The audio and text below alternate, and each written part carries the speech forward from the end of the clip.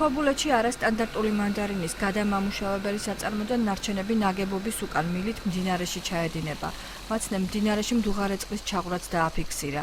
შპს აქტივების მართვის ინდუსტრიული ჯგუფის ხელმძღვანელის მტკიცებით საწარმოს გამწმენდი ნაგებობა აქვს, თუმცა სად მდებარეობს აღნიშნული ნაგებობა, მერაბ არძენაძემ ვერ გვიჩვენა. მისი განმარტებით ისპანის ჭაობში მხოლოდ სუფთა წყალი იღვრება. მილით ჩაედინება წყალი, გაწმენდილი წყალი. მანდარინის ნარჩენები მიდის მანქანაზე. იყრება მანქანაზე და განსაზღვრულ ადგილზე გადის და განთავსება ხდება. განსაზღვრული ადგილი არის სპეციალური ადგილი. შეგიძლიათ გითხრათ სად არის და ქობულეთში. სად ტერიტორია? საწარმოდან მდინარეში ნარჩენების ჩაღვრის ფაქტს არადასტურებს აჭარის სოფლის მეურნეობის მინისტრის მოადგილე.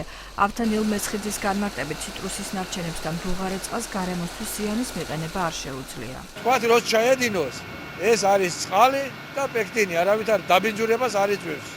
გარემოსდაცვის თანამშრომლები ვერ იტყვიან, რომ მანდარინის წვენი და ანარჩენები რაიმეს აბინძურებს. მე რა ცხელი წყალი. და თბილი წყალი.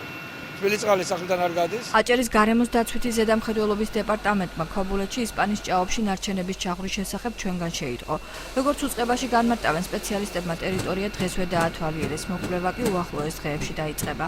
ვახტანგ გოღუბერიძის განცხადებით, დარღვევის გამოვლენის შემთხვევაში დეპარტამენტი კანონით გათვალისწინებულ ზომებს გაატარებს.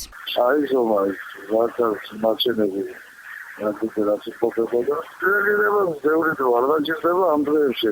დაიწყება ზიანი გამოვლინდება. პიროვნება ან საწარმო ვინც იქნება. სამნაშავე ამ კონკრეტულ საკითხთან დაკავშირებით და დაეკისრება კანონის განსაზღვრული ადმინისტრაციული სახე. საწარმოდან მდინარეში მოხვედრილმა ნარჩენებმა შესაძლოა 2 კილომეტრის მანძილზე ეკოსისტემის რღვევა გამოიწვიოს. აცხადებს ბიოლოგიის მეცნიერებათა დოქტორი იზოლდა მაჭუტაძე.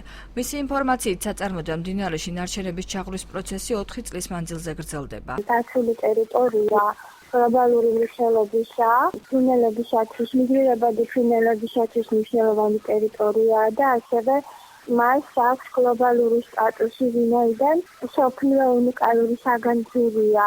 2 კილომეტრის რადიუსში შეიძლება თვითონ ეკოსისტემის რღვევაც გამოიწვიოს. და დაახლოებით რამდენი ხანი არის ჩაედინება ეს?